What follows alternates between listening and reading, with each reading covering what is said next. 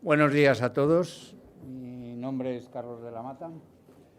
Yo tengo el honor de ser el secretario general de la Fundación Madrid Vivo y tengo también vinculación con la Fundación Hispano-Judía, que son dos fundaciones hermanas que han sido promotoras del acto que hoy nos reúne.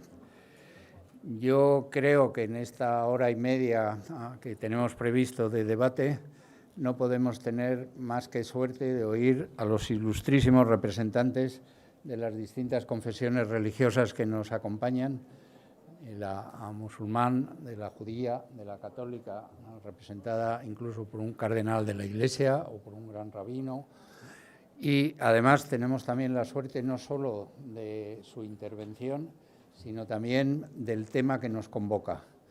Hablar hoy de religión y democracia en los tiempos que corren y del factor de estabilidad que pueda significar el componente religioso que tienen las personas para dar cauce a determinadas aspiraciones que no se diluyen en movimientos políticos extremos, creo que es realmente importante. Como digo, tenemos un plantel de personas muy cualificadas que van a ser moderadas por el presidente de la Fundación Hispano-Judía y a quien cedo la palabra para el comienzo del acto, tras agradecer a todos ustedes la deferencia de que hayan venido a escucharnos. Muchas gracias a todos.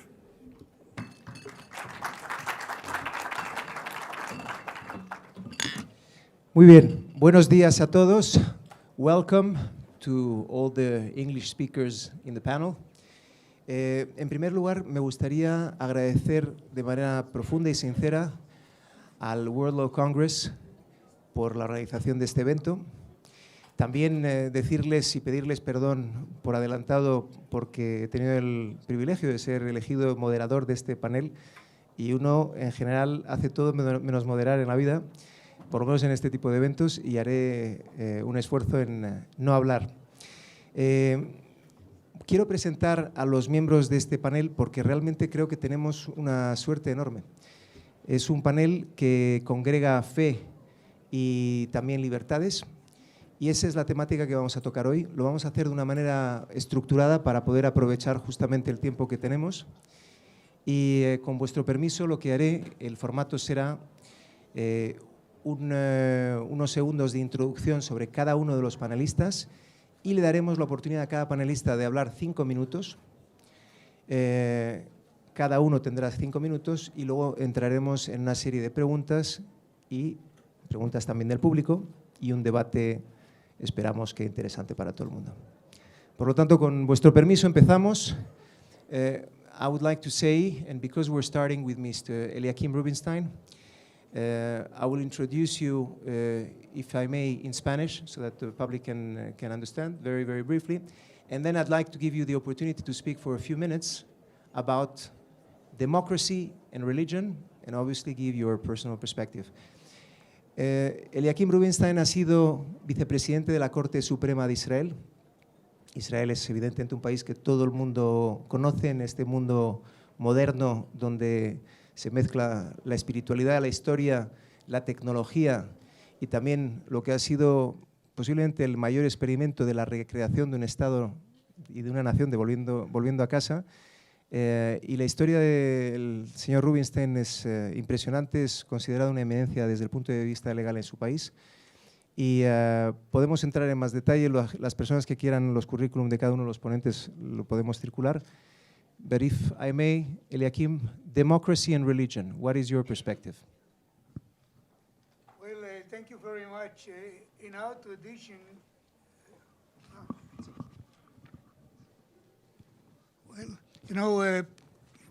President Reagan once visited the Alcatraz prison in San Francisco, and he was supposed to address the prisoners, and he didn't know how to open up his remarks, so he said, "I'm glad you are all here."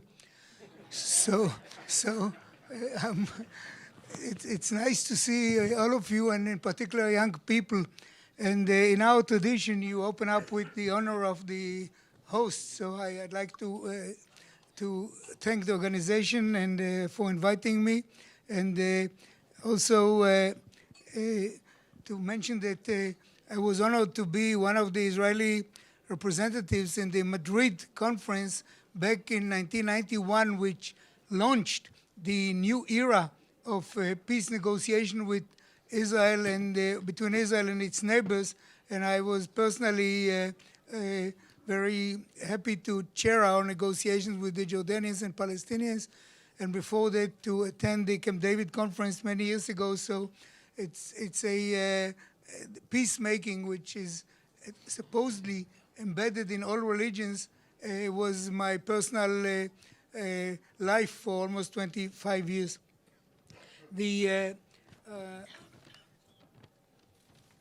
And it's also symbolic and significant to be here in Spain, because Spain has a very interesting and sometimes sad and sometimes better history with the Jewish people. There was a flourishing Jewish life here in the Middle Ages, and many of our very basic and super important sages of the period were in Spain, and we don't have the time for names. Later there was the expulsion, and later there were hundreds of years of a breach between the two nations, and then came a new period in the last 30-some years, and I'm glad that it is happening. And I want to recognize here our Ambassador Danny Kutner, who represents the State of Israel here for a number of years now, and also the Counselor Yoav Katz from the embassy. Coming to the subject, I'll speak from the perspective of Israel and from the perspective of a Supreme Court justice. One should remember that religion, Israel is called a Jewish and democratic state. Jewish and democratic means that it's the only Jewish state on earth which is the embodiment of the prayers and hopes of the Jewish people for thousands of years of exile. But it's also democratic, which means there is equality and there is democracy also for the 20% of non-Jews, mainly Arabs in Israel. And of course, nothing is perfect, and there are problems, but by and large, if democracy means freedom of elections, we now have elections, freedom of speech, freedom of the media, freedom of religion, and I'm coming to religion, freedom of all human rights pursuit, that means that you're a democracy. Now, the freedom of religion is embedded in our Declaration of Independence, and it's indeed very, very clearly expressed in our national life. Give you a kind of a colorful example. But some years ago, I chaired a few conferences of religious judges in Israel. In Israel, marriage and divorce are under the different denominations, religious courts. And I did something which didn't happen before. We had 3 conferences of Jewish, Christian, Muslim, Druze judges, religious judges, and also Israeli secular judges. And it was very colorful, the Christians with their robes, the Druze with their big hats, and so on. But you found, and you have to wish to found, you found that all these different participants that have nothing to do personally with each other had a common denomination, the family, the values.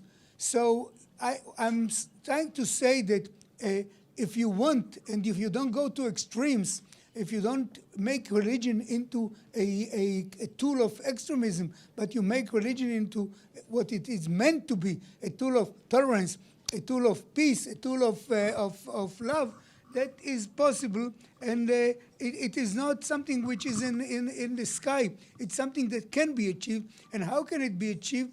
And here comes the leadership. We have here the cardinal, we have here the chief rabbi of Argentina. We have other, and of course, my friend Bassem Eid, and he has a religious name, by the way. Bassem means smiling. Eid means a holiday. So he's, not too many people can say that they have holiday every day. I'm smiling for holiday. Okay, so God bless you. And the idea of tolerance should be pursued by leaders. And here comes the role of the church. Here comes the role of rabbis. It means also education. We live, and I will finish here now, maybe I'll come back to it later. We live in a different world than 20 years ago. I'm 71 now. I saw a lot of things happening. I'm also a son of a Holocaust survivor who lost all his family in the Holocaust, shot into a mass grave in Belarus, my late father. So that was when religion was used, when every bad thing was used, and now also in extreme Islam, one should say that, where human rights are being deprived.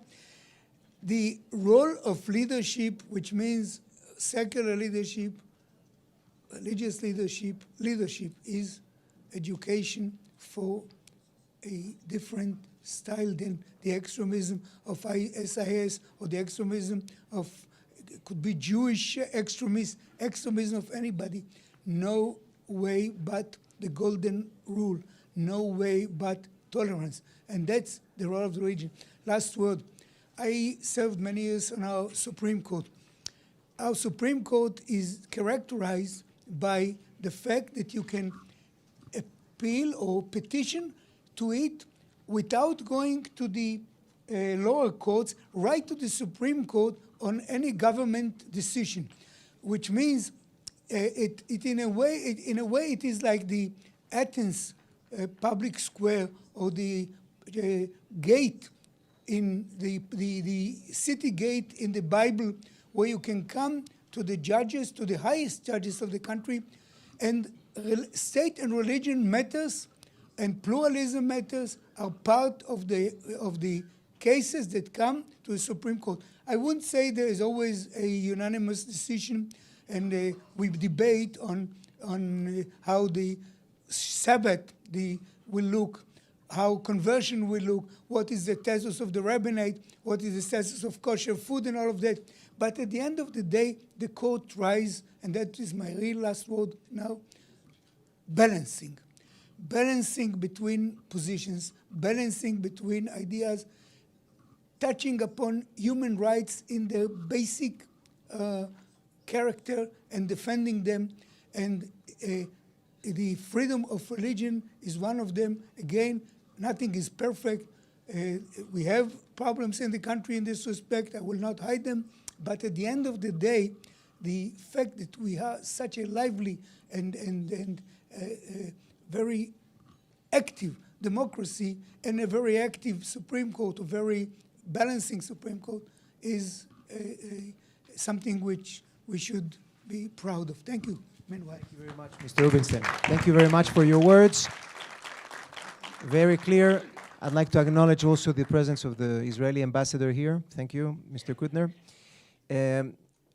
Y para quedarnos en la misma onda de lo que estamos hablando, me gustaría que intervenga ahora Bassem Eid, persona a la que se refirió el señor Rubinstein. Bassem Eid es un analista político y activista de derechos humanos con sede entre Jerusalén y Jericó, y es el pionero de los derechos humanos y comentarista experto en asuntos árabes en la Autoridad Palestina.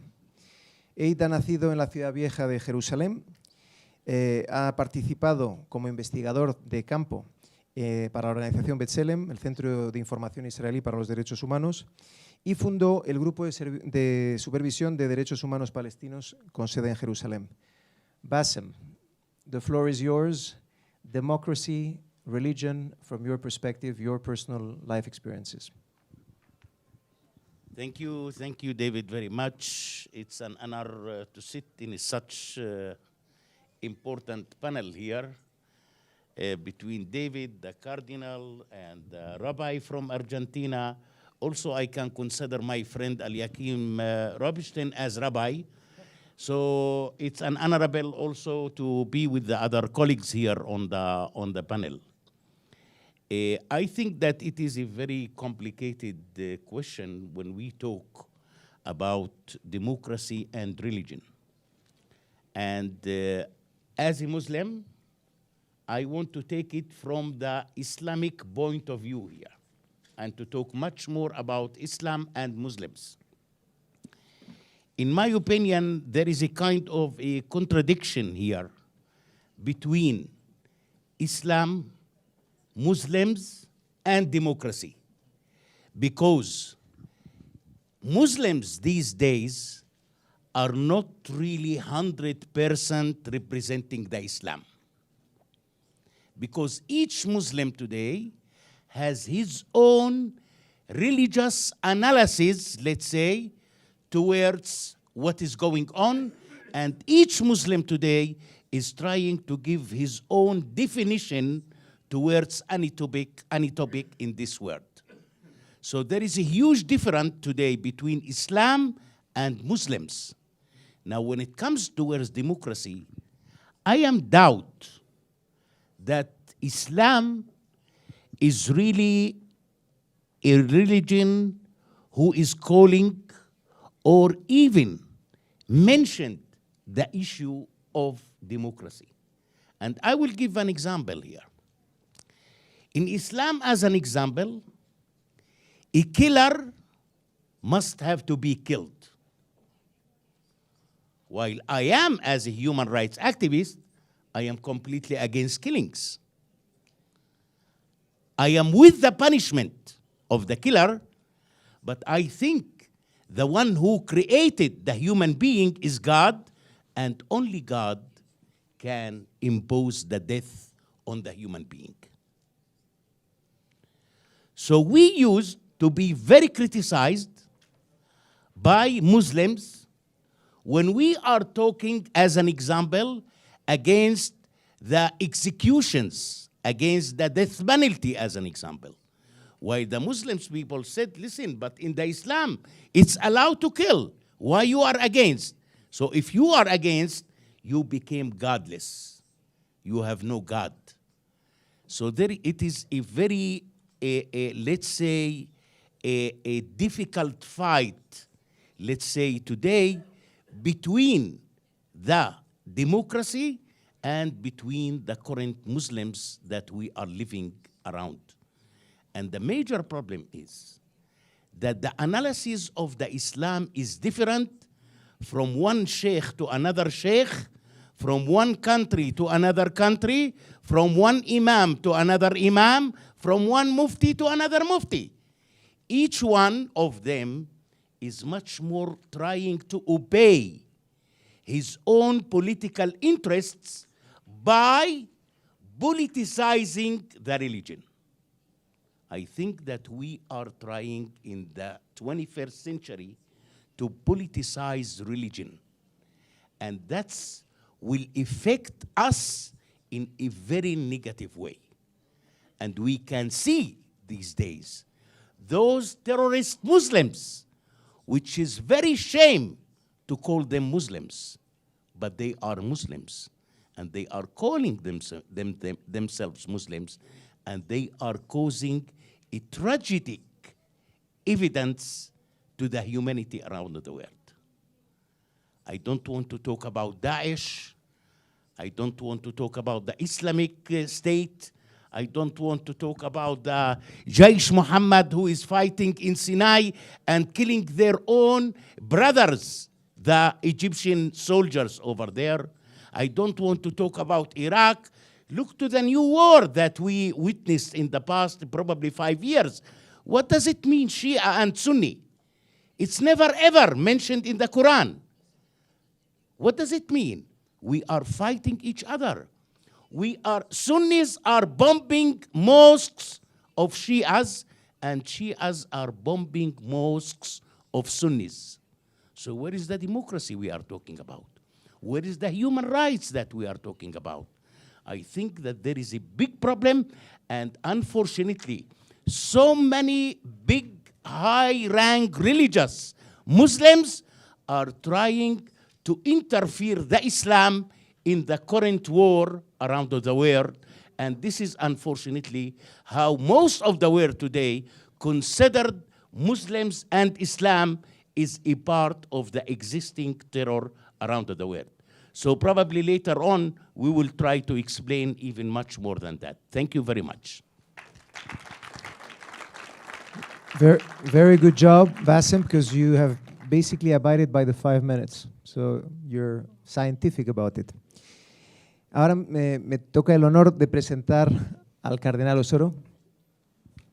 Unas breves palabras para presentarle, porque realmente, ante todo, debo decir que, además de todo lo que representa, es una excelente persona. Yo he tenido la suerte de conocerle en los últimos años y de entablar lo que considero una amistad personal profunda en la que compartimos valores y nos ha hecho compartir también proyectos importantes de normalización de una relación que debería ser, y es hoy en día, cada vez mejor, ¿no?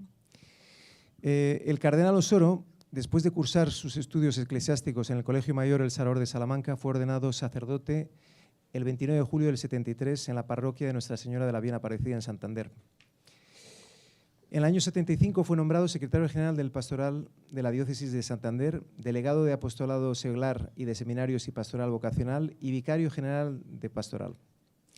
En 1977 fue nombrado rector del seminario en Santander, cargo que ocupó hasta 1997 y que compaginó con el vicario general de la misma diócesis. En 1994 fue nombrado deán de la Catedral de Nuestra Señora de la Asunción de Santander. Fue nombrado cardenal por el Papa Francisco en 2016. El 19 de noviembre de ese mismo año recibió la birreta cardenalicia de manos de Francisco en el Vaticano.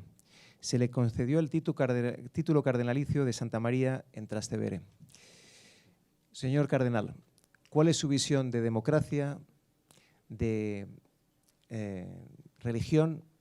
Y como decía un miembro del público antes de que empezáramos, hay cosas que son fundamentales y que no deberían ser ni votadas, no deberían ser ni hechos a poner en manos del público para votar, y que son los derechos inalienables de la vida de los seres humanos. Su perspectiva, por favor. Muchísimas gracias por esta invitación y muchas gracias a todos ustedes. Quisiera decir, en primer lugar, que la democracia es mucho más que un mero procedimiento para la formación de la voluntad popular. Es expresión del derecho a la participación en la toma de decisiones colectivas que precisamente encuentran una legitimación en el orden de los valores.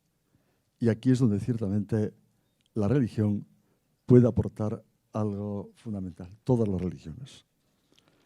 Por otra parte, la tradición cristiana y la densidad de su humanismo puede contribuir, por nuestra parte también, y dispuestos a hacerlo, a elevar los listones de la educación moral de todos los ciudadanos. La cultura de los derechos humanos se construye sobre arenas movedizas cuando no se asienta sobre la roca firme de los deberes y de la responsabilidad compartida. Todos somos responsables de los demás, especialmente de los más vulnerables. Quizá la parábola del buen samaritano se convierte en un icono de responsabilidad amorosa frente a la suerte del otro que está desamparado. Sí que me gustaría decir que, decía San Pablo VI, que nuestro mundo necesita más testigos que maestros. Estaba apuntando a la capacidad de arrastre que tienen los ejemplos. La regeneración de la vida democrática de un pueblo será imposible sin introducir el orden ético en la vida pública. Y ello resulta nada creíble sin que sus protagonistas tengan una vida ejemplar en el orden público y en el privado. Y la tradición cristiana apuesta por la unidad y la coherencia de vida. El ser humano es uno y debe comportarse rectamente tanto en su vida personal como en la profesional o en la vida pública. Las incoherencias suponen una peligrosa crisis tremenda de legitimidad de la democracia que acaba convertida en mera lucha y alternancia de poderes. En ese sentido, querría decir que los creyentes tenemos, por cierto, todos los creyentes, que el otro, cuanto más diverso a mí sea, más se constituye en un regalo para mí y condición de posibilidad para experimentar al totalmente otro. El sentido de la trascendencia, la religión, cuando son bien entendidos, no son fuente de intolerancia e intransigencia, sino al contrario, posibilitan ciertamente la acogida cordial de la diferencia, entre otras cosas porque la religión es apertura a un don y a un Dios que es bien distinto de nosotros y que nos abre a lo que no está en nosotros. En ese sentido, el hecho religioso facilita la experiencia de la apertura al otro y facilita la regeneración democrática. El hecho religioso, en cuanto dador de sentido a la existencia humana, aporta una subida de listones éticos con valores como el perdón, la reconciliación, la no violencia, el respeto al diferente y la apertura al otro, que es auténtica antesala o antesala del totalmente otro, que es Dios. El hecho religioso facilita la unidad interior de la existencia en una cultura que nos desgaja, nos aísla y que precaricia y acelera la existencia. El hecho religioso requiere de todas las religiones distinguir la fe de la política y la renuncia de cualquier forma de colonialismo cultural, al mismo tiempo que reivindica la posibilidad de una presencia pública del hecho religioso como de otras dimensiones humanas en los foros públicos, como gracias a Dios es este caso que estamos viviendo aquí esta mañana todos nosotros. En efecto, las religiones suponen la honda experiencia de lo trascendente y ello demanda el ejercicio de una actitud de apertura al otro, de confianza en lo inédito viable.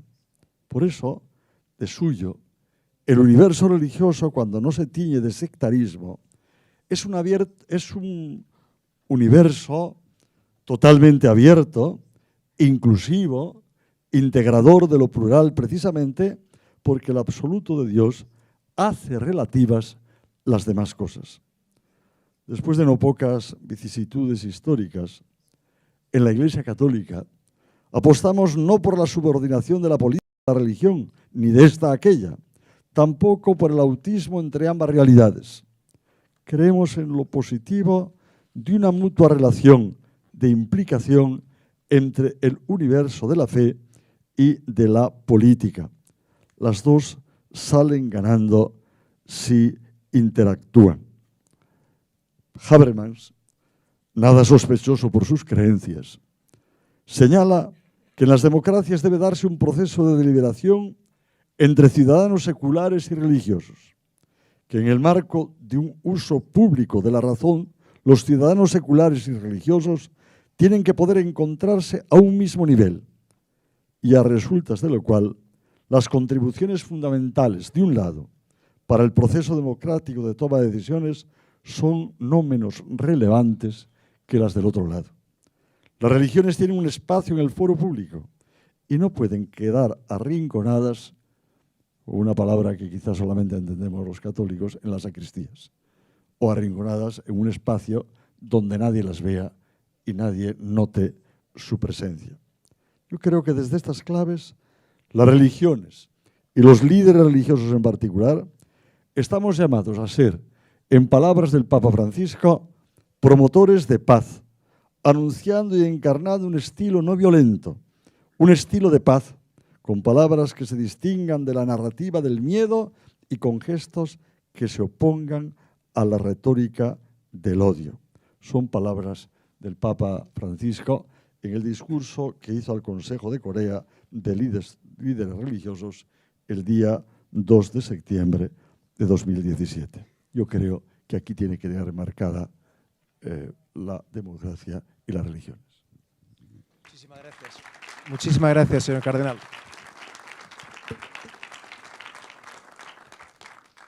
Y ahora me gustaría darle la palabra a Nabil Baraka. Nabil viene de Marruecos. Tenemos la suerte que pasa tiempo también en España a menudo. Y es muy interesante el modelo de Marruecos, que espero que nos cuente, de un país vecino que además ha sabido congeniar el liderazgo del rey, que es el líder de los creyentes, y a la vez un país que está en pleno crecimiento y que ha tenido que lidiar con diferentes retos a la vez. Nabil viene de una familia muy destacada en Marruecos, es líder del sufismo, no solo marroquí, pero a nivel de Egipto, de Indonesia, de toda una serie de escuelas de todo el mundo. Y además es una persona destacada en el mundo de la búsqueda de la tolerancia también entre diferentes confesiones, labor que dedica aparte de su trabajo internacional en el mundo de los negocios. Nabil, si nos puedes dar por favor tu perspectiva, y nos va a hablar en español. Muchísimas gracias, David. Es un honor para mí estar hoy en este maravilloso panel, donde nada más que los corazones generosos están. Es un honor estar con el señor cardenal, con el señor Rabay, con nuestro amigo Basim, que vive un poco en Islam, diría un Islam revoltoso. No, el Islam es como todas las religiones, es amor. Y el verdadero Islam, y el más bonito Islam, diría yo, viene de esta tierra maravillosa que es España, el Andaluz. El siglo XI, siglo XII, es un ejemplo a la convivencia entre musulmanes, judíos y cristianos. Los filósofos, los escritores, tenían por costumbre de aprender de sí mismo. La riqueza en la diversidad. España es su modelo. España, con Ibn Rushd, con Ibn Abu Arabi, ha dado al mundo musulmán el sufismo.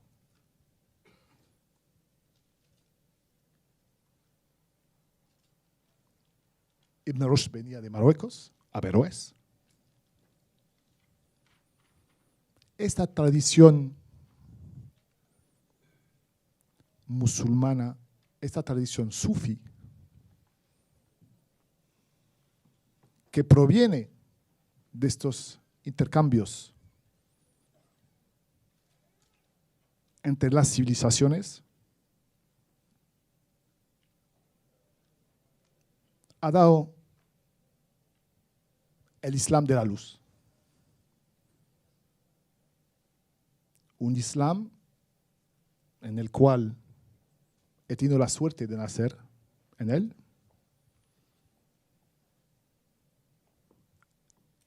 Marruecos, hablando geopolíticamente en los valores espirituales, Marruecos es la capital del sufismo en el mundo. Sobre las orientaciones y el liderazgo de los monarcas alauitas. Porque los sufis reconocemos que sin ellos, igual otras corrientes no nos habrían dejado ser la corriente o una de las corrientes más importantes hoy. El Islam, como algunas veces, algunas religiones, por supuesto que hay extremismo, pero el Islam sufi, que proviene del siglo XII, sigue siendo muy influyente. Entonces, los valores espirituales y religiosos de Marruecos es sin duda un modelo para el mundo musulmán y también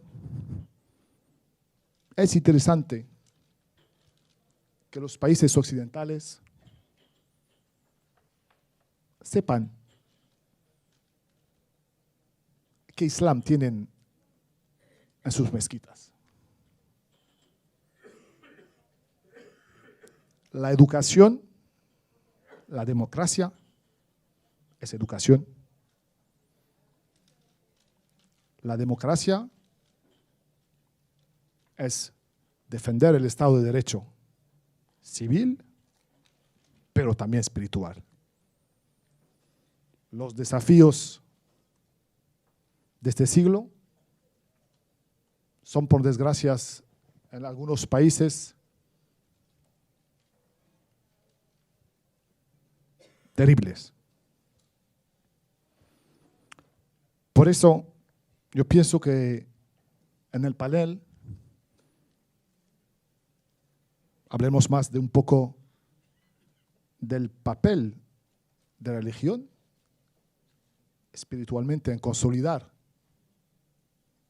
lo que no hace la ley. La ley está escrita, pero los valores espirituales, cuando hemos estado educados en ellos, nos hacen pensar. Querer a Dios es estar en los valores correctos, en la tolerancia, en el amor, en la apertura, en el entendimiento. Y esa es la vía sufi de la Mashishia Shadilia, que proviene del norte de Marruecos. Mullah Abslam está en un monte en el norte, donde vienen peregrinos de todo el mundo musulmán, de África, de Indonesia. Esos son nuestros valores. Son los verdaderos valores del Islam, es los valores del profeta Muhammad sallallahu alaihi wasallam, porque Marruecos está liderado por un descendiente del profeta y la legitimidad en el Corán del nacimiento siendo de los raíces del profeta, pues hace que este país tiene la baraka. Entonces, yo creo que hablaremos un poco más tarde de la religión y del papel positivo que juega en consolidar la democracia. Gracias.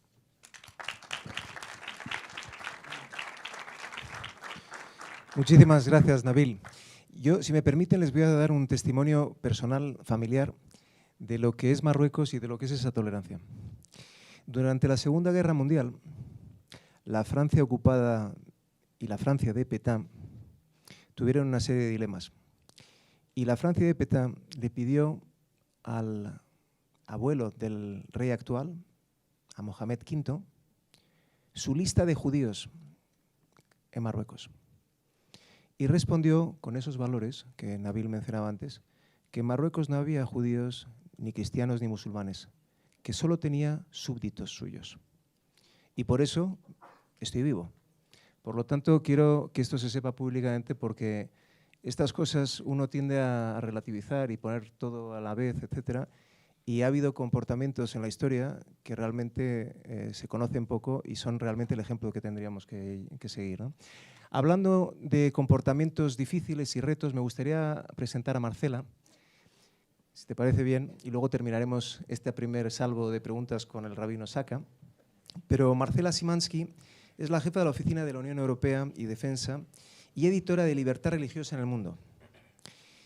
Pertenece a la organización International Aid Head, es Ayuda a la Iglesia Católica en Necesidad, y se dedica evidentemente a ayudar y a denunciar toda una serie de situaciones que existen en el mundo. No tengo que explicarle a nadie lo que ha sido el impacto de Daesh y Boko Haram en el mundo y esas abominables masacres y genocidios. Y me gustaría, Marcela, que nos des un testimonio tuyo de cómo ves cómo debería ser el rol de la democracia y la religión. Tienes un micrófono ahí.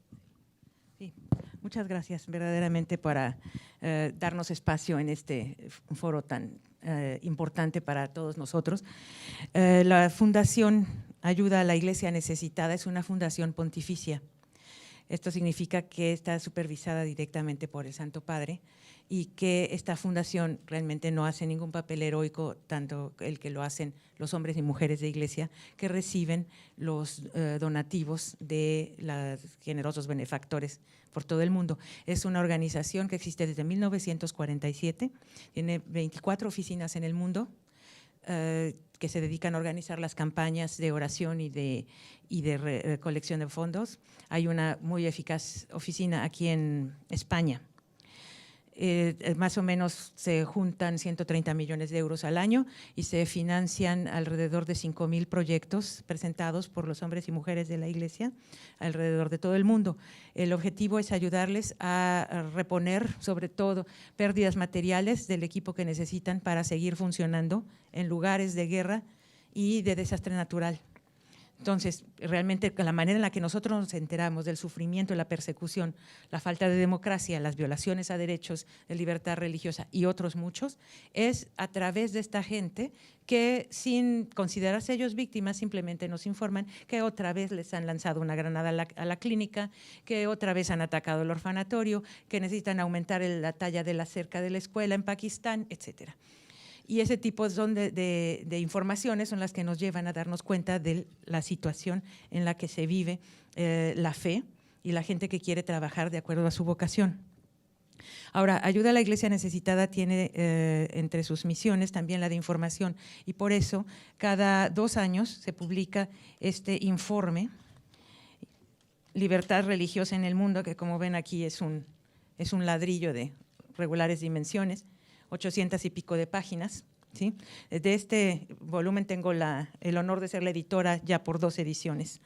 Entonces, está compuesto por capítulos dedicados a cada país, 196 países, todas las religiones ahí presentes, se publica en 6 idiomas, está disponible en internet gratuitamente. Desarrollamos una serie de metodología y definiciones para tratar de explicar esta situación. Es el artículo 18 de la Declaración Universal de Derechos Humanos de libertad, la libertad de conciencia, pensamiento y religión. ¿Sí? Nosotros nos referimos al artículo de libertad religiosa, pero esto es un conglomerado de derechos que absolutamente todos nosotros queremos tener y jamás perder, que incluyen el derecho a la libertad de expresión, el derecho a la libertad de movimiento, de la libertad de asamblea, la libertad de trabajar, la libertad de educación de sus propios hijos. Esto es lo que compone la libertad religiosa. Entonces, se podrán ustedes imaginar la cantidad de violaciones que encontramos, y no solamente en países en vías de desarrollo ni víctimas de ataques de fundamentalistas, sino que, como todos lo sabemos, estos derechos humanos fundamentales que conforman la libertad religiosa no se pierden todos de un golpe. Cuando llegó Daesh a Mosul no llegó completamente sin anunciarse. Ya llevaban 5 años o más de estar arrinconando a la minoría religiosas, como les decían, porque era una ciudad mayoritariamente suní, y los iban quitando permiso de vivir en ciertos barrios, permiso de tener ciertas ocupaciones, permiso de acceder a ciertos puestos del gobierno, y cada vez los fueron arrinconando y iban desapareciendo, como lo que yo digo son como tejas de un techo, van poco a poco quitándotelas. ¿Y qué pasa con la ciudadanía que va perdiendo estos derechos poco a poco? Siempre piensa que el próximo gobierno va a detenerlo, que el otro que venga lo va a dejar de hacer, que ya alguien va a venir para socorrerlos. Entonces, si una lección tenemos de los cristianos y de todas las otras minorías que tuvieron que huir de Mosul ante el despiadado ataque de Daesh, es que no va a venir nadie. El que no defienda, nosotros como sociedad civil, como ciudadanos, como abogados, no vamos defendiendo una por una cada una de esas tejas que nos jalan, nos vamos a quedar al descubierto y vamos a ser tan fáciles de identificar como fueron los cristianos de Mosul. 150,000 cristianos que huyeron de Mosul de la noche a la mañana para quedar desde aquel entonces, en 2014, al cuidado de la Iglesia Católica. ¿Por qué? Porque no había ningún campo de refugiados en ese momento en Irak y hasta la fecha, ¿verdad? Entonces, esa gente es la que depende de las donaciones, por ejemplo, de entre otros, ayuda a la Iglesia necesitada. Y quisiéramos señalar este tipo de violaciones, claro, cuando van sucediendo. Esa es la intención de nuestro informe. Quisiéramos que sirviera cada uno de estos informes de país como una especie de guía para quienes trabajan en esto de las libertades humanas, en los derechos humanos, que vayan viendo cómo va la cosa, porque no va a llegar de la noche a la mañana la pérdida de todos estos derechos. Entonces, nosotros estamos asumiendo el interés en este derecho, porque estamos asumiendo que todos los seres humanos somos iguales en dignidad y diferentes en identidad. Su Excelencia Cardenal Osoro abundó sobre la riqueza de las diferentes identidades, que son un regalo para nosotros. Pero tenemos que empezar con que este derecho es un derecho que aplica cuando somos iguales en dignidad.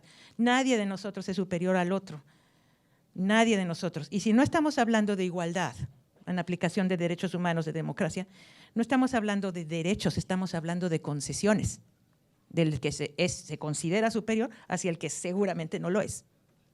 Entonces, en esta situación de cuando he visto desgraciadamente en las 2 últimas ediciones del informe, que hay más países que consideran que hay una sola religión que puede tener lugar en ese país y que todos los demás pasan a ser automáticamente ciudadanos de segunda clase.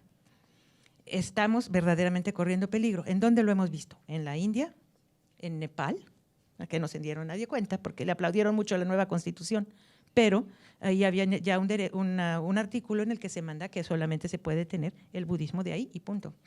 Y todo el mundo dice, hay libertad religiosa. Claro, todo el mundo es libre de convertirse al budismo, pero si te ven nada más pasearte con esto por la calle, las conclusiones principales de una cosa religiosa, ya te pueden interrogar, ya te pueden detener, ya te pueden hacer alguna multa, cosa que era impensable antes. También esto está sucediendo en muchas provincias de la India. Claro, le preguntan al primer ministro de la India, oiga, la libertad religiosa se respeta, pero las provincias de la India tienen sus propias leyes y ya no es así. Entonces, cada vez tenemos más y más peticiones de ayuda de esos países y así es como nos damos cuenta de cómo va progresando la destrucción de la libertad religiosa. Ahora, tenemos este informe, salió el 22 de noviembre de 2018. Mi colega Carla Díaz de Rivera, aquí presente, trae varios de estos ejemplares de las conclusiones principales en español y está disponible el informe entero también con ellos. Y en esto lo que estamos señalando ya es que ha habido las conclusiones, ya las habrán oído muchas veces, no hay ninguna, están nuestras conclusiones aquí, no hay casi ninguna sorprendente, hay más islamofobia, hay más actos de antisemitismo, hay una variedad de países, hay un mucho mayor número de países que están atacando a los propios ciudadanos por no pertenecer a cierta religión o porque no se puede tener ninguna, como en China, ¿no? Por ejemplo. Pero esto se está poniendo bastante más recrudeciente, ha recrudecido mucho más. Hay nuevos crímenes que se hacen a nombre de la religión, eso también. Se llaman las conversiones forzadas. ¿Qué está sucediendo? Que en las calles de Egipto, de las ciudades egipcias, que en las calles de la India muchachas son secuestradas en el camino de la escuela, muchachas como cualquiera de nuestras hijas que iba con muchos planes y con toda su vida por delante, y las secuestran y según ellos se casan con ellas. Por supuesto se trata de un secuestro, una violación, y luego dicen que es una conversión forzada. La niña nunca más va a volver a ver a su familia, jamás va a poder continuar con su propia vida, y todos los hijos que nazcan de ella van a ser de la religión de que la ha secuestrado. Y eso, se les digo, sucede en Egipto y también sucede en la India. Entonces, esas situaciones de supuestas conversiones forzadas que separan a las mujeres de un grupo hacia el otro, que los fuerzan, que impiden el nacimiento de niños en un grupo religioso o social particular, eso es un acto de genocidio, a que nadie sabía. La Convención de Naciones Unidas para la promoción, la Convención de Naciones Unidas para la prevención y el castigo del genocidio lista 6 actos de genocidio de los cuales no es necesario estar muerto. Entre otros, de separar a las mujeres del grupo en particular. Este es un acto de genocidio. Otro acto de genocidio es cuando separan a los hombres y se los llevan a un campo de reeducación, como en China. Entonces, hay que estar vigilantes, les digo. Hay todo el tiempo actos, nuevos crímenes que se están dando. Y también otro de nuestros principales conclusiones, y que con esto ya les termino, es que hay nuevos lugares en los que se están dando las violaciones de libertad religiosa. Uno tiende a pensar que, claro, en Irak y en Siria, por supuesto, pero están dándose más cerca de casa. Hay muchos gobiernos occidentales que van poco a poco quitándonos las tejas y hay que estar muy, pero muy vigilante. Muchas gracias. Muchísimas gracias.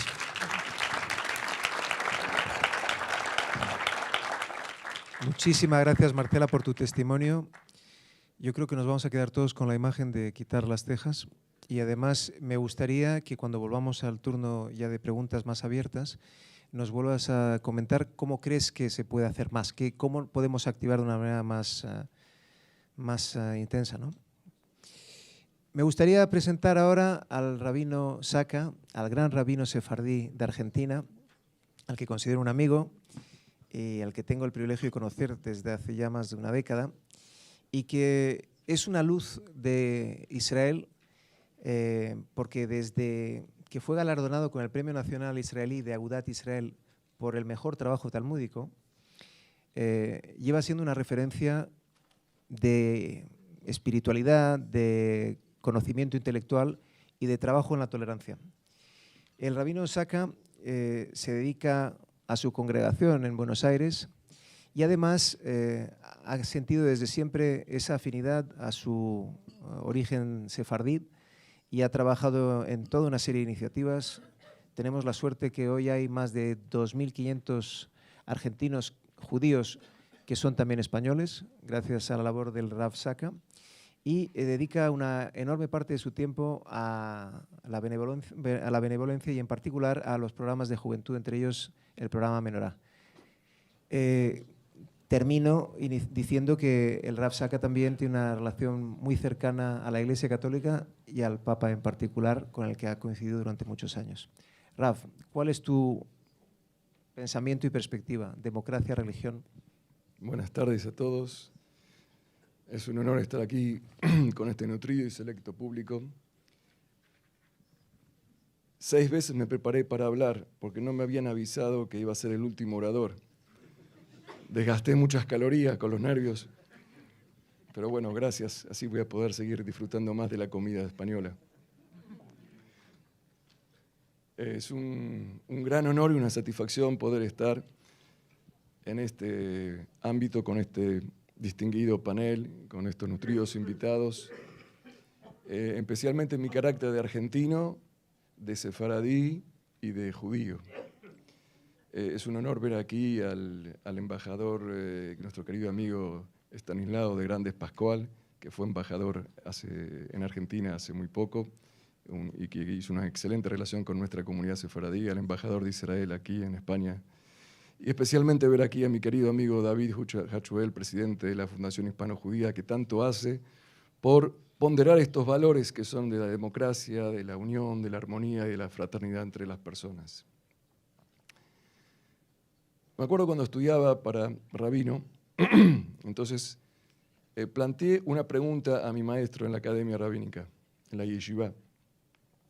Y le dije, ¿acaso, Rab, maestro, Dios necesita fans como un equipo de fútbol que nos dice tengan fe en mí?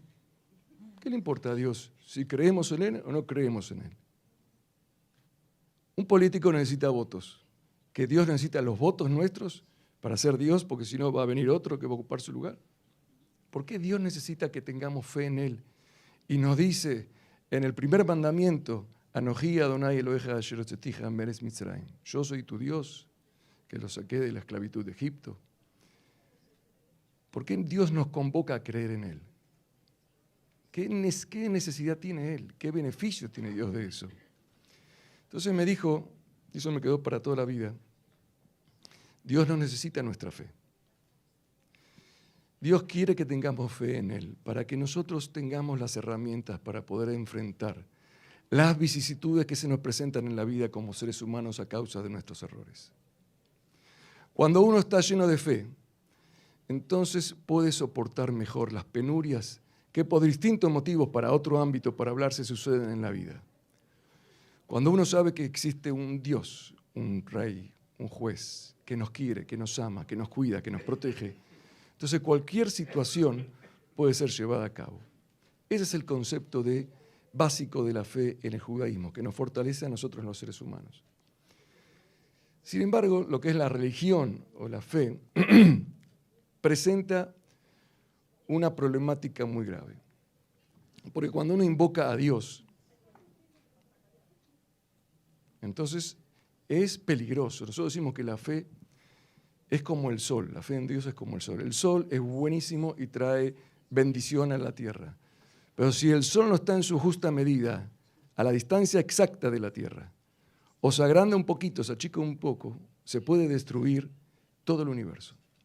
La religión es igual. ¿Qué es la religión? La religión, hablando de todas las religiones que existieron y que existen hoy, que es invocar a una fuerza poderosa, omnipotente, que está por sobre los seres humanos.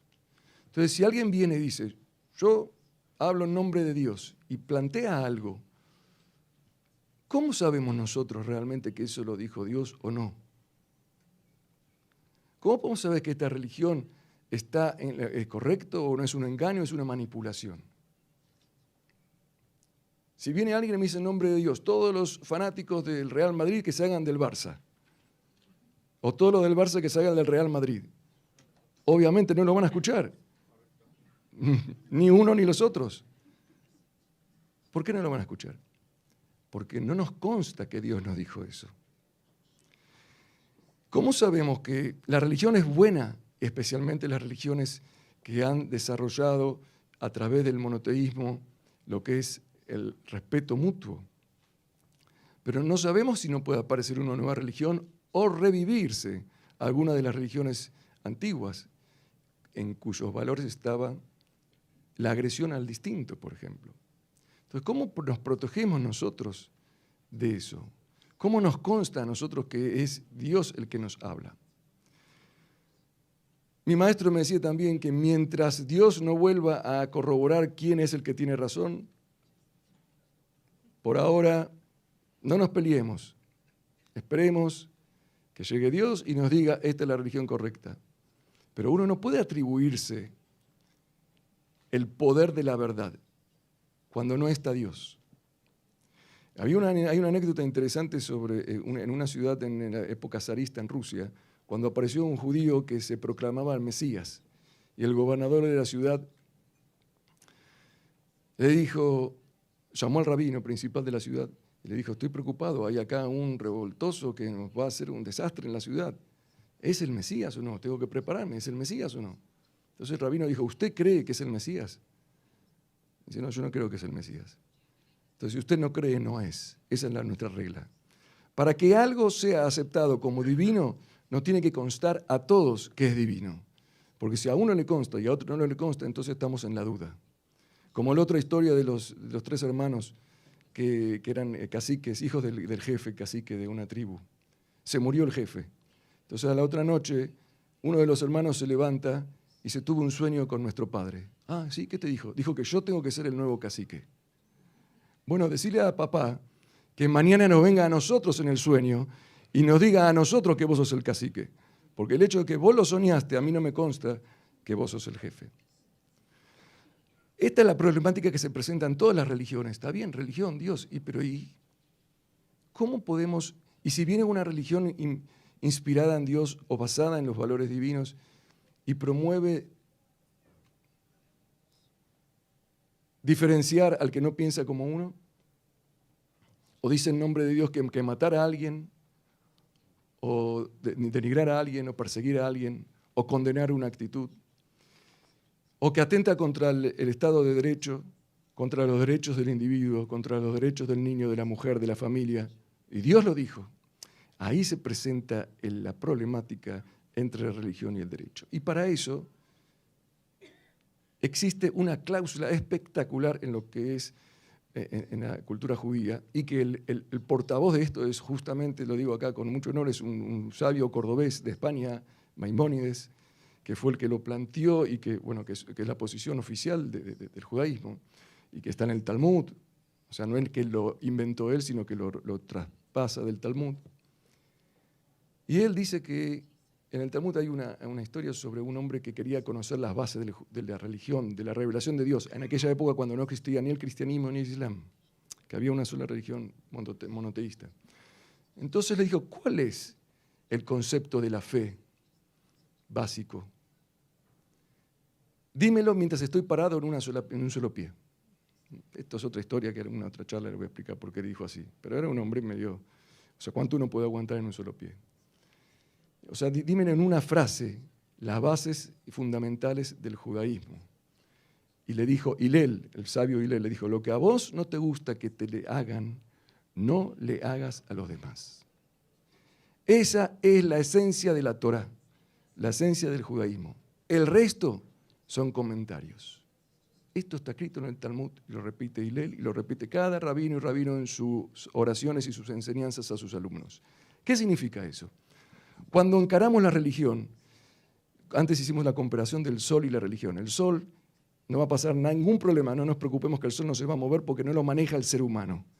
Pero la religión la manejamos nosotros los seres humanos, Dios le entregó la religión a nosotros. La fe es buena, pero la fe puede estar manipulada por los seres humanos. Puede presentar quiebres, puede presentar debilidades, intereses, acomodamientos. Y de hecho somos testigos que a lo largo de la historia ocurrió muchas veces eso, que se manipuló, se invocó la religión para cualquier otro objetivo. Por eso dijo Hillel, el sabio, antes de la religión, antes de la revelación, está lo que a vos no te gusta que te hagan, no le hagas a los demás. Si cualquier explicación que le quiera dar a la religión, cualquier matiz, cualquier tipo de religión que quieras inventar, contradice este principio, entonces Dios no lo quiere. Porque hasta que no venga Dios y ponga las cosas en claro, mientras tanto la religión suprema para el judaísmo es cualquier ideología tiene que respetar los derechos del prójimo, los derechos del bien común. Porque no sabemos la verdad total. Mientras tanto, el derecho del bien común es la primera puerta que hay que entrar para practicar la religión. O sea que Dios tiene como... A nosotros adoramos a Dios, pero Dios nos adora a nosotros y nos quiere a nosotros. Entonces, si queremos practicar la religión, tiene que hacerse con este espíritu de considerar siempre primero al prójimo. Muchas gracias. Muchas gracias.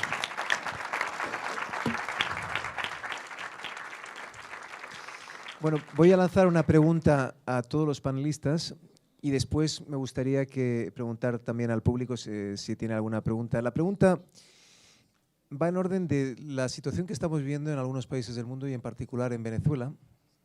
Since I'm going to start with you, Eliakim, I'll say it in English. The question is about what we're living today in countries such as Venezuela. And it's related again to religion. And is there a role that religion can play in the defense of the promotion of democracy?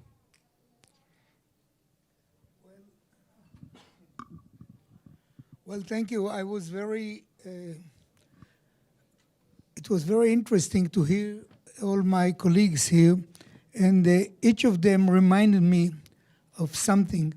And unlike some of them, which I envy in a way because they live in a daily spiritual leadership life, I come from the field of the law, the field of how you cope with problems as a state, as a government, as a nation, and we don't live in a good world now. You mentioned Venezuela, and we can mention other places. We see two trends in the world now. One is nationalism, again, nationalism which we don't like to equate to what we witnessed as a world in the 30s and 40s of last century, where the fascist or the Nazi or the communist terrible nationalism caused hundreds of millions of people to die. We don't want this, and we also don't want the super permissiveness of a world without a framework, that everybody in a kind of a post something, post modern, post whatever, you're entitled to do whatever you like. Who cares about the others? Both trends exist and both are bad. And the question is how you cope with them. And Venezuela is just one sad, unfortunate example. My friend, Mr. Eid, spoke about problems in the Arab world. He's a very courageous person. He's a very courageous person in a world, the Arab world, which is, and I don't want to defame, there are other people too, but tolerance is not the greatest thing there, and he is courageous. And in a way, it's unlike what the Quran says, because I remember I'm kind of a little Quran student, and the Quran says, there's a surah, a chapter name is the Alaq, Surah Al-Alaq, the frozen blood. But what it says is that the Almighty, Alam al-insana malam ya'lam, he taught the person what he didn't know before. How? With the pen, education. Alladhi alama bil qalam, education. And the education is the main tool to make people better, not worse. As if you educate them to hate. If I'm a Sunni, I hate Muslim. I hate Shiite. If I'm a Shiite, if I'm both of them, I hate Jews. And I hate Christians. So if there are churches, I'll demolish them, like in Iraq. So if and you can be extremist in every society, not only here, but it reminded me. And then I was listening to our eminent cardinal, and I remembered the relationship that the very problematic relations between the church and the Jewish people for millennia. But here came Pope John the 23rd, and then the current Pope, and in between also some others, who changed the course of history in this respect. And it is heartwarming. And what the Cardinal spoke about tolerance is in the spirit of these people. By the way, on our Supreme Court, the Jewish State Supreme Court, there's a Christian Arab justice. My former friend, Justice Gibran, my former colleague, my friend now too, now Justice Kara, people who are Christian Arabs, proud Christians, proud Arabs, proud Israelis, proud, tolerant people. And we don't have the capital punishment in our country. It was abolished many years ago, except for Nazi crimes. Mr. Barker spoke about Morocco. Morocco helped in brokering the Israeli-Egyptian peace. I was there in Morocco with the former king, King Hassan, who was one of the mediators on the peace. I personally was in his palace working on that in the 70s. We heard Ms. Szymanski, what happens to churches around the world is really not everybody knows about it, but when you hear about it, you become. And I will also mention my friend from the Baha'i faith, who in Iran are being persecuted, as in Iran supposed to be, used to be tolerant. Where is the tolerance? It's now totally crazy. And if I go to my, and the rabbi mentioned the Hillel and the need to teach and what religion means. Sometimes people joke about these things. There's a story, you mentioned a little town in Russia, the story about this guy who's broke, no means of living, has 8 children. And he goes to the rabbi. The rabbi says, I have a job for you. You'll sit on the hill next to the little town, and when Messiah shows up, you'll whistle to that everybody should wake up. So he says, how much do they pay? He says, 5 rubles a week. Even then it wasn't much money. So he says, but it's very little money. But the rabbi says, no, but it's a permanent job. But we do believe, as Maimonides, the great leader in Spain and Egypt, said, the great spiritual leader, said, we have to wait for him every day for the Messiah. In any case, I want to finish with something Jewish and Israeli, which is on my heart in this period, and that's the revival of anti-Semitism.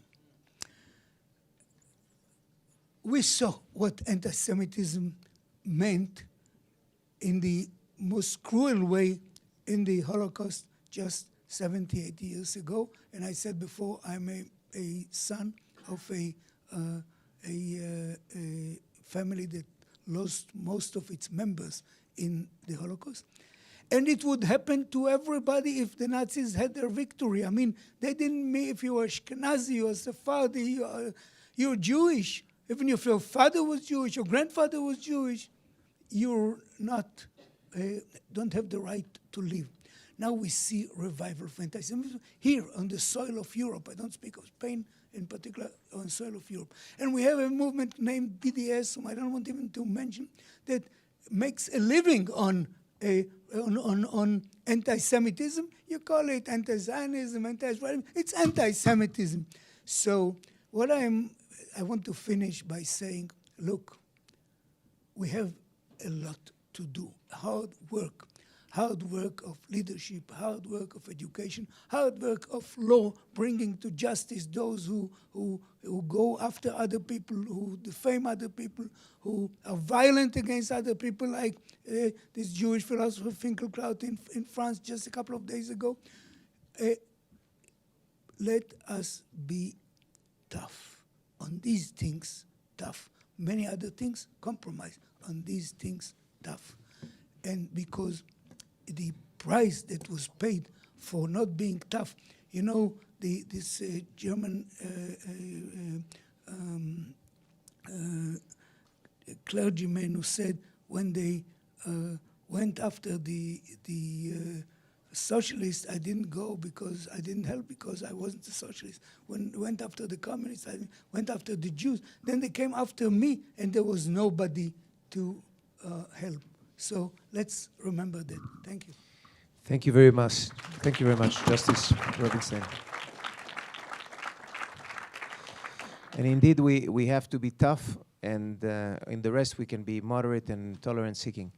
Señor Cardenal, ¿quiere añadir unas palabras también a lo que ha dicho el Chief Justice Rubinstein? Sí, yo quiero dar gracias porque este momento de diálogo interreligioso que está hecho pues, de este contacto es una tarea preciosa y un reto. Estábamos hablando de Venezuela, pero hay muchas partes en el mundo que están en la misma situación, o peor, aunque esta es gravísima. Pero es una tarea preciosa, porque es un reto al bien común y a la paz, lo que estamos viviendo aquí. El diálogo que necesitamos tiene que ser, ¿verdad?, abierto, respetuoso. es decir, cordial y sincero, llevado por personas que acepten o aceptemos caminar juntos con estima y franqueza, es la condición fundamental y el fin del diálogo interreligioso, ¿no? Pero a mí me parece que es muy importante, y me dirijo otra vez mirada a Venezuela o a otros lugares, ¿no? El mundo pide respuestas y esfuerzos en relación a varios temas que son sagrados para las religiones. Son sagrados. Por ejemplo, la centralidad de la persona, el derecho a la vida, la dignidad con que debe ser vivida esta vida, el hambre, la pobreza, la movilidad humana forzosa, el rechazo de toda forma de violencia, ahora apuntaba a un renacimiento del antisemitismo. Es decir, es una violencia engendrada de una manera también determinada. Y en particular, pues la cometida profanando el nombre de Dios. Las corrupciones diversas que existen. Es decir, ¿acaso no se está implantando una cultura del abuso? Pero en todos los aspectos el abuso, ¿eh? En todos los aspectos de la vida. Y en todas las situaciones. Una cultura del descarte. En ese sentido, a mí me parece que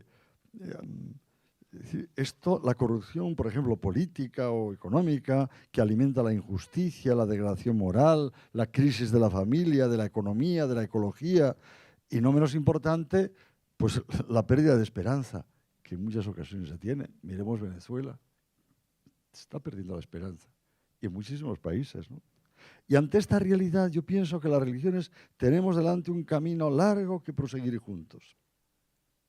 Necesitamos, es verdad, humildad y constancia.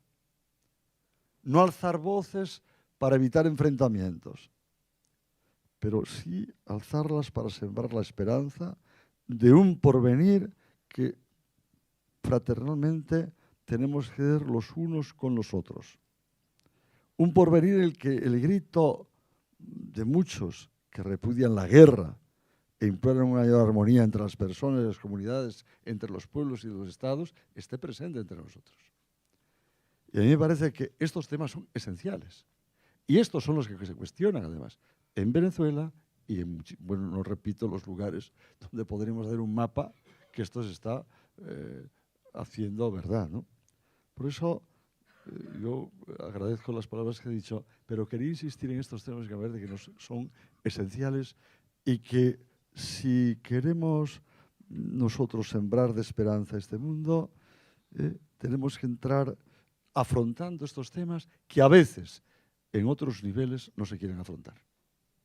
Y las religiones tenemos el deber de afrontarlas con esperanza, con paz, con capacidad de diálogo, de establecer relaciones, pero afrontarlas porque son el porvenir del mundo.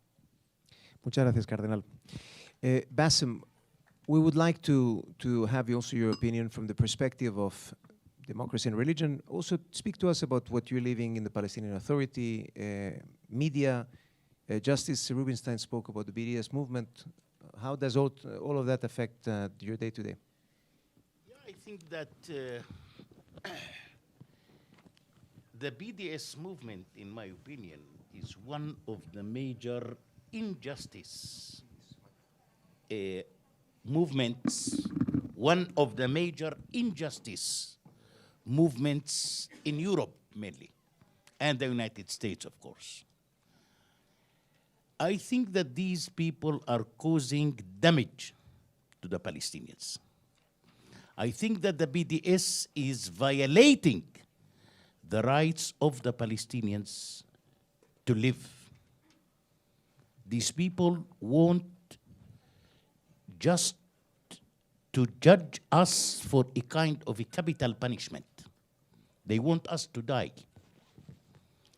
And I think that the BDS is trying to continue keeping the Palestinians as hostages, because while the BDS keeping the Palestinians as hostages under the Israeli-Palestinian conflict, they can gain power and money, and unfortunately from Europe again. So I think that this is one of the most important matters that the European people, the European parliaments, and the European parliamentarians should have to start looking deeply to the violation of the rights of the Palestinians, which is committed by the BDS mainly on the European land. Now, towards, let's go, I think, what the Cardinal said, that the Venezuela people lost hope. I think that the Saudi Arabia people also lost hope. And we are talking about probably one of the major religious countries in the world where is the Mecca is created. I think that there is a huge frustration these days from the Arabs towards their own leaders. You know, the king of Saudi is not calling himself the king of Saudi. He called himself the servant of the holy places. Which holy places you are serving? You are killing people. Look to the case of Adnan Khashoggi. What's happened to him? Muslims who killed him and cut him to pieces. Show me one Christian cut somebody to pieces. Show me one Jewish cut somebody to pieces. Only we are. From where that culture came to us. Show me one Jewish that he want to commit a suicide, or a Christian want to commit a suicide. Why Muslim want to commit suicide? From where this culture, we are carrying it. Looks like, in my opinion, that democracy, human rights, pluralism is not from our culture. It is not a part of our culture, and everybody must have to know that the Arab culture is a culture which is based in the Quran rather than anything else around the world. The curriculum in our schools can continue teaching 2 or 3 generations, while in some other countries, probably every 6 months, they develop the curriculum of the school. So the curriculum that my son is studying today, I studied in the school 55 years ago. And also my father studied it. This is one of the major problems, that we are unable to develop ourselves. And unfortunately, the so democratic world like Europe is not even trying to help us to develop ourselves. Thank you.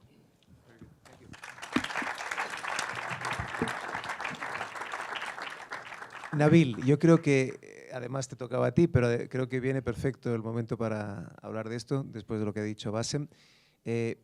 ¿Cómo se puede hacer para que la visión sufí vuestra sea mucho más escuchada dentro del mundo musulmán?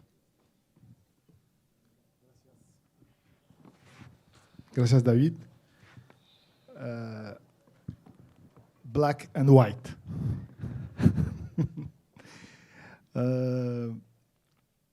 Bueno, primero, es verdad, hay muchas verdades en lo que nuestro amigo Bassem dice. Por desgracia, los movimientos extremistas han sido financiados por algunos países, que son, vamos a decir, más lecturas radicales, que han jugado en un momento dado una influencia en algunos países, como Arabia Saudita, un poco en algunas mezquitas en España, un poco en algunas mezquitas en Bruselas, donde hemos visto estos belgas ir a Daesh. Es verdad que el mundo musulmán está conociendo, no en el mundo musulmán entero, pero en algunas partes podemos decir que la lectura radical está haciendo daño a la verdad, imagen del Islam. Y entonces no hay que hacer, no hay que generalizar. Generalizar es peligroso. Mi querido Basim es muy emocional y lo entiendo, yo también. Entre musulmanes estamos sentados y bueno, estos tíos, tenemos vergüenza de ellos. Pero estando en un panel de intelectuales tenemos que tener cuidado. El sufismo, que proviene del siglo XII. Primero, me gustaría explicar un poco qué es el sufismo, en 2 minutos, si me lo permites. El sufismo y la vía, la Mashishia Shadiliya, Mullah Abdesalam ibn Mashish, que está en el norte, es un santo, ¿no? La santidad, gracias a Dios, existe. Hay gente buena, hay gente con corazón que trabaja para el bien de la humanidad. La primera lección que da Mullah Abdesalam a su discípulo, que viene de Irak, marroquí, pero que viene de Irak, para aprender el sufismo de la Mashishia Shadiliya, entonces va, una pequeña anécdota, va y hace sus evolución. En Islam hay que prepararse antes de ir a rezar. Y bueno, está en una montaña alta, va a ver al santo y le dice, bueno, santo, estoy preparado para rezar. Dice, no, tienes que ir a limpiarte otra vez. Entonces baja, una montaña terrible, baja unos 3 kilómetros, otra vez se limpia y sube otra vez. Y otra vez le dice, no, tienes que ir a limpiarte otra vez. Después de la 5ª vez, le dice Mullah Abdesalam, lo que tienes que limpiar es el corazón. Tienes que quitarte el odio. Para rezar hay que tener amor en el corazón. Hay que querer Dios. Entonces, el sufismo es la manera de vivir su Islam. El sufismo es ayudar, aportar, es la espiritualidad. Estar espiritualmente en armonía con sí mismo antes de entrar en la lectura del Corán. Cuando uno está lleno de amor, pues irá nada más a querer el ser humano, a querer la humanidad, a querer las plantas, el amor hacia todo. Esa es un poco nuestra vía importante, que como digo, no es nueva. Bueno, no tenemos petróleo, porque si no sería igual la primera, pero sí, es del siglo XII. Y es la vía sufí, es una vía profética, que viene del profeta Mohammed.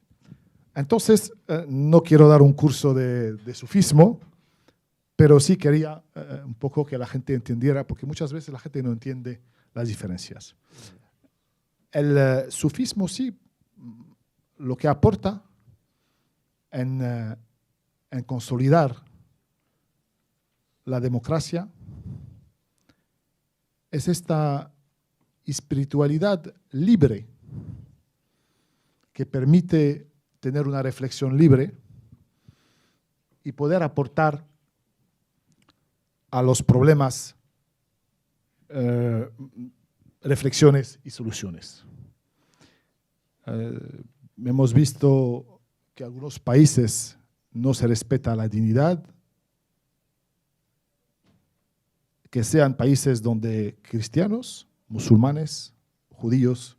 Yo creo que debemos de hacer todos un trabajo, como se ha hecho, como existía en el andaluz, de no ser hipócrita, de decir que, bueno, pues sí, aquí hay de todo. Pero hay que trabajar, como ha dicho su excelencia el cardenal, juntos, en convivir, en entenderse, y cada uno aporte sabiduría Gracias. Muchas gracias. Marcela, me gustaría que tú nos cuentes cómo se puede hacer más. ¿Cómo llegan tus informes a día de hoy? ¿Cómo se puede llegar a expandir un mensaje justamente de trabajo en tolerancia? Bueno, gracias por la preguntota. Sí, depende de cada mandato, ¿no? Yo como tengo más contacto con la gente que trabaja a nivel legal y político, sí me doy cuenta de una evolución, digamos, en la recepción de la percepción del problema, de la falta de libertad religiosa, aunque en general todavía cuando yo llego con el mensaje a una audiencia política, a algún país nuevo en el que nunca he estado, casi siempre me siento como hubieran echado con paracaídas detrás de las líneas enemigas. Primero hay que encontrar a alguien, a ver una cara simpática, a ver quién me va a escuchar un poco, encontrar una puerta y enseguida intentar ver qué instrumentos existen ya en ese país, en cuáles leyes podemos utilizar para abrirnos un poco más paso a darle una acción concreta, una activación concreta a la prevención y protección de este derecho tan importante. Yo diría que hay que… Nosotros en Ayuda a la Iglesia Necesitada promovemos una serie de puntos, más o menos unos 9 o 10 que tenemos en la estrategia de ¿cómo se llama?, de advocacy, que ya habíamos dicho que es muy difícil de traducir, de promoción de la causa ante políticos, y uno de ellos incluye realmente el darle una dimensión formal dentro de la estructura del gobierno. Tenemos mucha esperanza ahora que va a haber elecciones en casi todo el mundo, ciertamente en Europa, en España, en Bélgica, las elecciones europeas y demás, en que vamos a encontrar más interlocutores para que, por ejemplo, una acción bien concreta es que se logre el nombramiento de un embajador especial para la libertad religiosa internacional. Eso es algo que nos ha ayudado muchísimo en los diferentes países en los que se ha nombrado. Por ejemplo, en Dinamarca, que nadie imagina que Dinamarca va a nombrar tal tipo de embajador. Bueno, pues este embajador danés ha sido de gran ayuda para nosotros en Naciones Unidas y en otros lugares para darle la relevancia que debe este trabajo. Ahora, también en nuestra clasificación que van a encontrar en nuestro informe de libertad religiosa, te tiraron la teja, ¿verdad? Pero antes de que te tiren la teja hay que ver que iba empezando por un pedacito, por un lado, por el otro, y esto le llamamos las diferentes etapas de la violación de libertad religiosa, que pasan de un nivel de intolerancia o de paso de la tolerancia a la discriminación, a la persecución, al genocidio. Tenemos 4 etapas distinguidas en este informe. Y la barrera entre cada una es el acceso al sistema legal, ¿sí? Es muy importante el paso entre la intolerancia y la discriminación, porque es cuando, a fuerza de que los líderes de opinión, como decía Eliakim, los líderes de opinión, los gobernantes, no dicen nada cuando hay una violación, no dicen nada, miran para el otro lado. Poco a poco se va creando una nueva normalidad, que al final todo el mundo aplaude, no solamente es la nueva norma, sino al final todo el mundo le parece que eso es lo que hay que hacer y se aplaude a quien lo hace. Y esa situación en la que termina habiendo reglas que se aplican únicamente a un grupo y no a otro, eso ya produce la discriminación y deja a la víctima completamente a la merced de su propio gobierno y solamente con recurso a los tribunales internacionales, donde también muchos de nosotros estamos presentes. Entonces hay que estar vigilantes a esa situación, pero sobre todo evitar ese paso de la intolerancia a la discriminación formal. Y eso solo se hace cuando hay denuncias ante los tribunales competentes, porque el que no denuncia, el que sigue esperando que alguien venga a su socorro, ese es el próximo que se va a ser comido, ¿verdad? Entonces, esa es así en este campo, ámbito en el que nos encontramos, es una de las principales, digamos, recomendaciones, muy atentos a todas estas violaciones que van pasando poquito a poquito. Muchas gracias. Rabino Saka, ¿cómo hacemos los hombres de fe para ayudar a la democracia a salvarse de sí misma? Porque sabemos todos que puede ser cambiada a través de la tiranía de la mayoría. No es solo tiranía de la minoría, pero también tiranía de la mayoría. ¿Qué hacemos desde una posición de hombres de fe?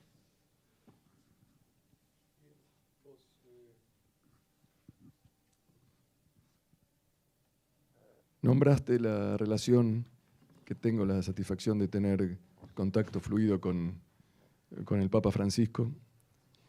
Y le voy a contar una anécdota que es interesante, refleja un poco su personalidad, tiene que ver con el tema que estamos tratando. Cuando era el cardenal de Argentina, Jorge Bergoglio, nos reuníamos y teníamos un plan. Entre paréntesis le cuento que esa conversación, la última conversación que tuvo cuando fue cardenal, me dijo: Rabino, me voy a Roma, renunció el Papa. Cuando vuelvo seguimos charlando. Así me lo dijo. Al final no vino, fui yo. ¿Qué era lo que estamos tratando? Estamos tratando de exportar, hacer un negocio. Exportar la cultura de convivencia y tolerancia de los argentinos. País que necesita exportar más que eso, pero bueno. Exportar la convivencia. Hay un grado de armonía y convivencia en Argentina realmente satisfactorio entre todas las culturas, todas las religiones. Los atentados conocidos públicamente, que fue contra la Embajada de Israel y contra AMIA, no fueron elementos promovidos localmente. Eso era un asunto de política internacional o exterior, fuera ataques internacionales, impúdicos, crueles, pero no es el espíritu del ciudadano argentino. Entonces, una de las charlas que teníamos con él era cómo exportar al mundo esta convivencia. Nosotros, en nuestro propio edificio, lo que no ocurre en otros países donde hay una gran comunidad judía muy grande, no existe judíos en un edificio o en un barrio. Nosotros convivimos en el mismo departamento con un católico, con un musulmán, con un ateo, con un budista, con un hindú, todos juntos. Y esto no es ahora, esto fue siempre desde que comenzó la inmigración grande de Europa hacia Argentina. Esto, con intención o sin intención, generó un pluralismo y un respeto que el único tipo de agresión al distinto pasa por lo folclórico y el humor. Que tengo una lista de chistes tremendos para contarle, que le hubiera gustado más escucharlo que quizás todas estas explicaciones. Contra o chistes de gallegos, como me decía Su Excelencia el Cardenal, que en Argentina todos los españoles son gallegos, chistes de judíos, pero más allá de eso, no existe del turco, del ruso, del paisano, y este era el modelo que estábamos tratando de exportar al mundo. O sea, la convivencia simplifica y aniquila los prejuicios. ¿Por qué se genera el antisemitismo? ¿Por qué se genera la islamofobia? ¿Por qué se genera una agresión contra el distinto? Porque no lo conozco y tengo miedo. Es un mecanismo de defensa natural del ser humano. Si uno ve un monstruo, empieza a dispararle. Cuando no se conoce un judío, cuando no se conoce un musulmán, cuando no se conoce un distinto, entonces, y uno se encuentra con él, lo empieza a atacar. Lo que podemos hacer desde los estratos de la gente común como nosotros, que somos los líderes religiosos, que trabajamos con las familias, con los chicos, con los jóvenes, es que convivan, que se vean, que somos iguales, que somos hijos de Dios, que todos tenemos nariz, 2 ojos, 2 orejas, todos comemos, todos somos... Aparte tenemos otras coincidencias, podemos ser hinchas del mismo equipo, podemos vivir en el mismo barrio, votar al mismo partido político, somos seres humanos. Toda esta diferenciación que hicimos los seres humanos con la religión es anecdótico, es para organizarse, no es para pelearse. Es bueno que existan distintas religiones, porque uno se siente más identificado con uno, con otro, está bien, pero para pelearnos la religión. Desde la convivencia de los seres humanos habría que fomentar la convivencia, mezclarse más, charlar más, reunirse más, como bien la Iglesia lo viene haciendo hace mucho tiempo, y realmente la Iglesia es un ejemplo de transformación, de aceptación al distinto, lo que era en las etapas iniciales de la Edad Media, donde había una especie de intolerancia, como una religión fue desarrollando el tema de la convivencia es un ejemplo para todas las religiones. Esto es desde los líderes religiosos que tratamos con la gente común. Después está en este ámbito especial, quiero decir, que somos acá juristas y abogados, legisladores. El ámbito de la ley es esencial para evitar las confrontaciones o los peligros que pueden presentar las religiones cuando se hacen extremistas. Y la ley, como decíamos antes, tiene que haber una ley, y de hecho la hay en la Unión Europea. Hay un artículo, que es el artículo número 4, exactamente no recuerdo, que toda religión debe contemplar el concepto del pluralismo y del respeto al prójimo. Parecen las palabras de Hillel, el sabio del Talmud, que están escritas en un artículo del Código de la Unión Europea. Eso es muy importante, la acción de los legisladores y los juristas en no permitir que la religión, sea cual sea una religión que atenta contra otro. Porque la religión dice, quiero que me acepten por la democracia, pero me usan la democracia para que me acepten a mí como religión, pero mi religión no es democrática. Entonces eso no se puede aceptar en un país. La religión que quiere ser aceptada, usted quiere abrir un centro, un oratorio, un centro de fe, ojo, pero usted respeta al otro, quiere que yo lo respete, respete también al otro. Ese es el trabajo de los juristas, de controlar qué religión se permite en cada país. Y después está el trabajo, por último, de los líderes y los políticos, los que manejan, que son las declaraciones. Una declaración de un presidente, de un primer ministro, de una persona que tiene un micrófono en la mano, puede llevar al mundo a la destrucción, al odio racial, al odio ideológico. O sea que en esos tres estratos tenemos que trabajar: los líderes, los legisladores y las personas comunes.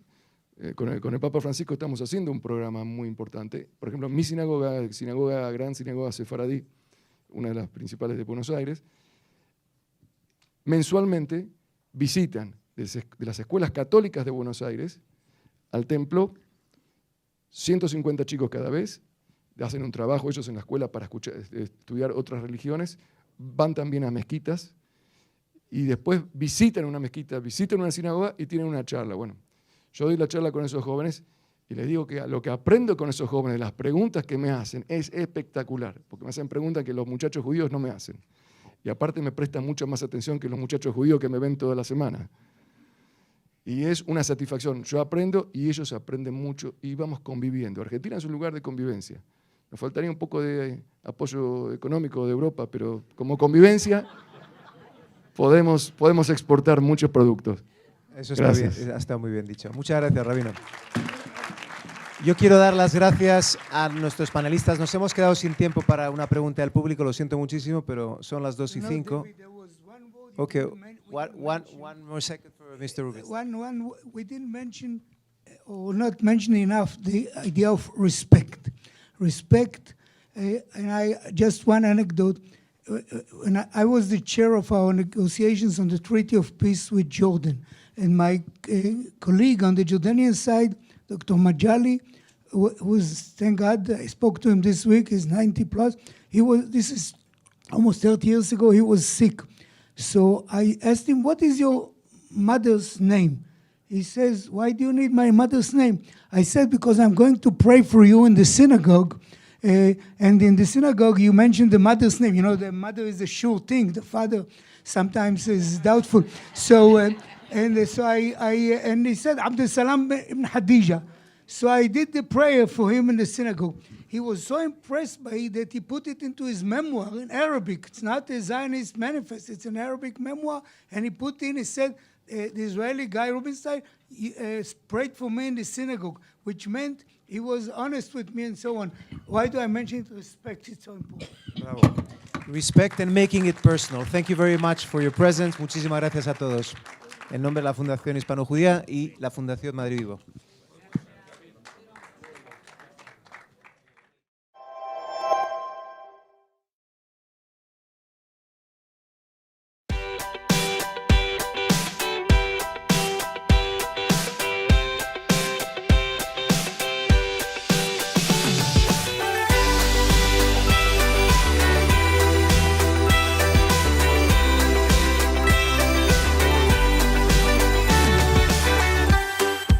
There ain't nothing like sunshine and air to make you feel like